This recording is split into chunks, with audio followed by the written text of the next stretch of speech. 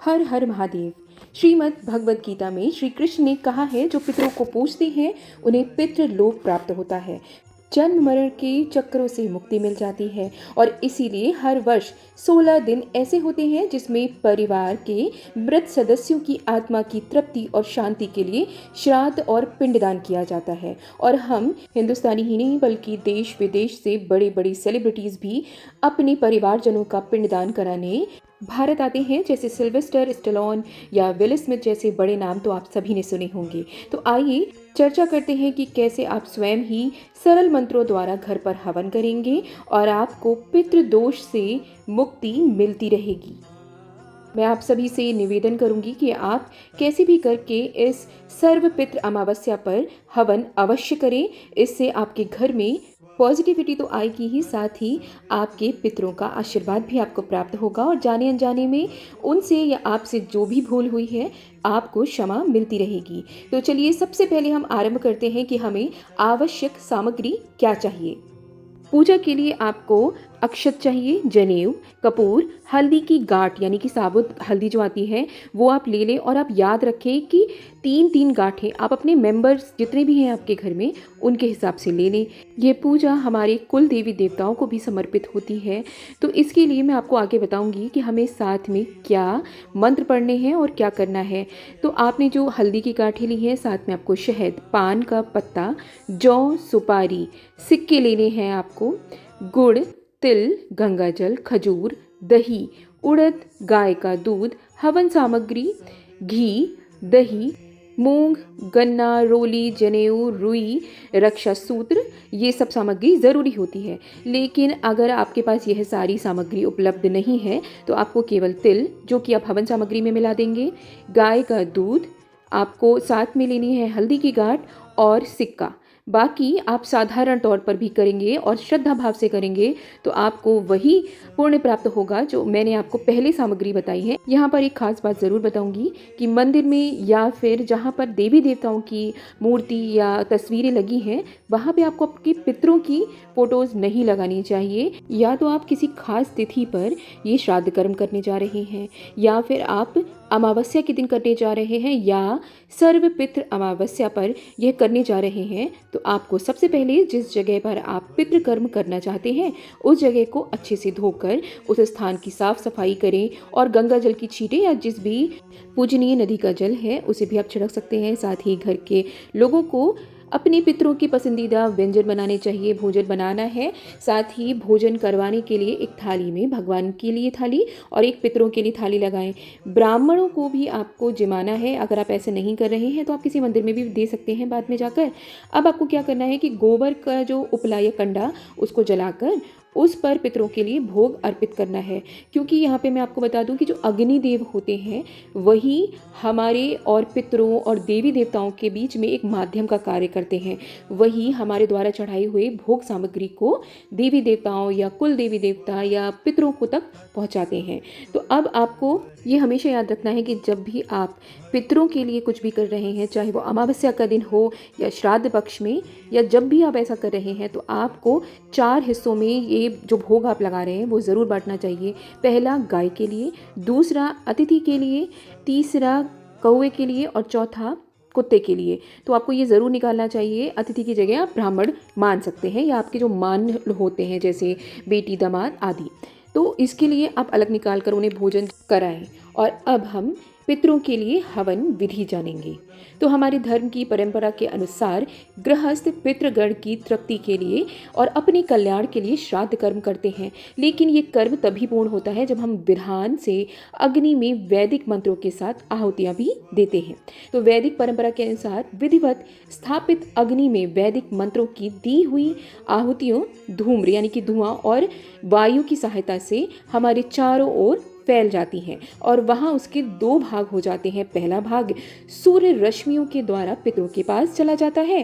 साथ ही इसी मान्यता को मानते हुए हम जब भी श्राद्ध करते हैं या सर्व पितृ अमावस्या के दिन, जिस दिन हमें नहीं पता है कि जो हमारे दिवंगत पूर्वज हैं वो किस दिन उनकी मृत्यु हुई थी, तो हम इस सर्व पितृ अमावस्या पर ही ये कार्य कर रहे हैं। तो इसी के निमित्त आपको मार्जन, आचमन, प्राणायाम कर कुश को धारण कर संकल्प लेना चाहिए। इसके बाद संस्कार पूर्वक अग्नि स्थापित कर विधि विधान सहित हम अग्नि प्रज्वलित करेंगे। आपको हवन कुंड रखना है और उससे पूर्व आपको अक्षत और आप आटा, उससे आप चौक बना लेंगे, अक्षत छिड़केंगे और अब आप हवन कुंड स्थापित करेंगे। अग्नि का ध्यान करना चाहिए। पंचोपचार से अग्नि का पूजन कर उसमें चावल, जल, तिल, घी, बूरा या चीनी व सुगंधित द्रव्यों से आपको शाकल्य की 14 आहुति देनी चाहिए। यदि ये सब संभव नहीं है, इसके लिए संस्कृत पाठ या ऐसा कुछ भी संभव नहीं है, तो आप बहुत साधारणता गणपति जी को नमस्कार कर विष्णु भगवान को याद करें। साथ ही अपने पूर्वजों, जो भी जाने अनजाने पूर्वज हैं, यानी कि वे पितर जो आपको ध्यान है या जिनके बारे में नहीं पता, जो कई पीढ़ी पहले के भी हैं, तो उनको आपको याद करना है मन ही मन श्रद्धा भाव से और उन्हें प्रणाम कर लें। यही सबसे बड़ा भाव है। तो हमने हवन कुंड में अग्नि स्थापित कर ही दी है आम की लकड़ियों और उपलों द्वारा। तो अब हमें अपने हाथ में एक नारियल, हल्दी की गांठ और एक सिक्का, 1 रुपये, 2 रुपये, 5 रुपये जो भी उपलब्ध है वो आप एक सिक्का लेंगे और वो प्रत्येक मेंबर्स लेंगे जो भी वो हवन में बैठे हैं। अब इसके बाद नारियल को आप अपने आसन पर रख सकते हैं, लैप पर रख सकते हैं और साथ ही आपको एक सिक्का और जो आपने हल्दी की गांठ ली है उसे आप अपने बाएं हाथ में दबा लें। साथ ही अब आप आहुति देना प्रारंभ करेंगे। तो सबसे पहली आहुति दी जाएगी गणपति जी को। मैंने डिस्क्रिप्शन में सभी आहुति मंत्र लिख दिए हैं और आप चाहें तो हमारी प्लेलिस्ट मंत्र जाप में जाकर सभी मंत्रों को शुद्ध उच्चारण में सुन सकते हैं। इसके बाद आपको श्री हरि के लिए आहुति देनी है और उसके बाद आप चाहें तो नवग्रह के लिए भी आहुति दे सकते हैं। अब आपको पितृगणों के लिए आहुति देनी है। ये जो मंत्र मैं आपको बताने जा रही हूँ ये मैंने अपने चैनल पर अपलोड किए हैं, आप यूट्यूब पर कहीं भी सुन सकते हैं। और यदि आपको कुछ भी नहीं आता, आप कोई मंत्र जाप नहीं करते हैं, तो आप गायत्री मंत्र द्वारा भी कर सकते हैं। वेदों की माता माँ गायत्री का मंत्र बहुत शक्तिशाली है। मंत्र इस प्रकार है: ओम पितृगणाय विद्महे जगतधारिणी धीमहि तन्नो पितरो प्रचोदयात्। ओम पितृगणाय विद्महे जगतधारिणी धीमहि तन्नो पितरो प्रचोदयात्। यह पितृ गायत्री मंत्र है। मित्रों, आपको जो आहुति देनी है वो कुछ इस संख्या में देनी होगी कि आप लोग सभी जितने भी मेंबर्स पूजा कर रहे हैं उन सभी के हिस्से में कम से कम 11 आहुति अवश्य आए। अब इसके बाद जो खास मंत्र मैं आपको बताने जा रही हूँ ये अवश्य करिएगा और आप कोई मंत्र ना भी करें तो ये मंत्र पितरों के लिए खास तौर पे ज़रूर करिएगा। ये मंत्र है ओम ग्राम ग्रीम ग्रौम सह गुरुवे नमः। इसका कारण मैं आपको बता देती हूँ कि यह मंत्र गुरु बृहस्पति का है। गुरु को वैदिक ज्योतिष में पितरों का कारक तो माना ही जाता है, साथ ही ये नवग्रह में सबसे श्रेष्ठ भी माने जाते हैं। इसलिए यदि इनको साध लिया तो हम पितृदोष से हमें आसानी से मुक्ति मिल ही जाएगी। तो इस मंत्र की भी आहुति आपको कम से कम 11-21 बार तो लगानी ही चाहिए प्रत्येक मेंबर को आपके घर की।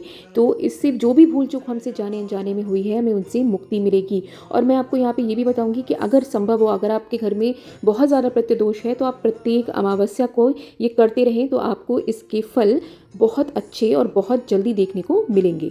अब आपको भोग की आहुति देनी है। कुछ भी संभव नहीं है तो आप बताशा ही भोग में आहुति के रूप में दे दें।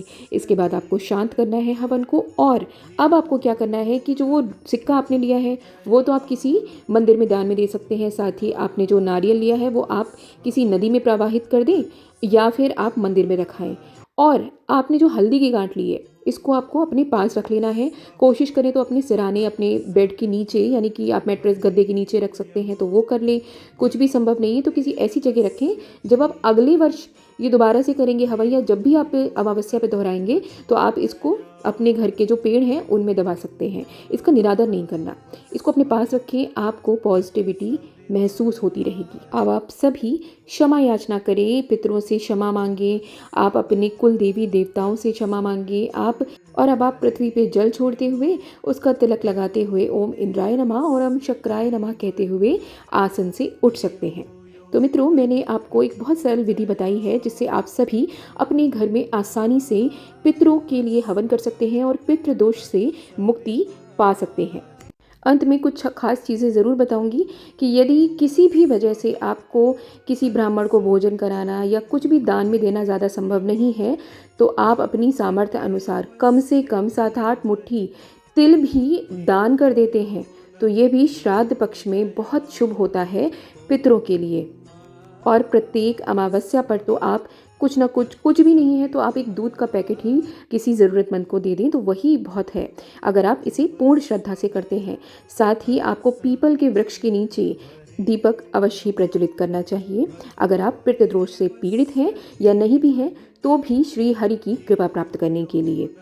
और ऐसा करने से आपकी कुंडली में जितने भी भयानक प्रकार का कष्ट है वे सब ही निष्फल होते नजर आएंगे। तो आशा है आपको ये जानकारी पसंद आई हो। आप चाहें तो चैनल को सब्सक्राइब कर सकते हैं इसी प्रकार की हमारे धर्म से जुड़ी जानकारियाँ प्राप्त करने के लिए। वीडियो को लाइक और शेयर करते रहें। हर हर महादेव।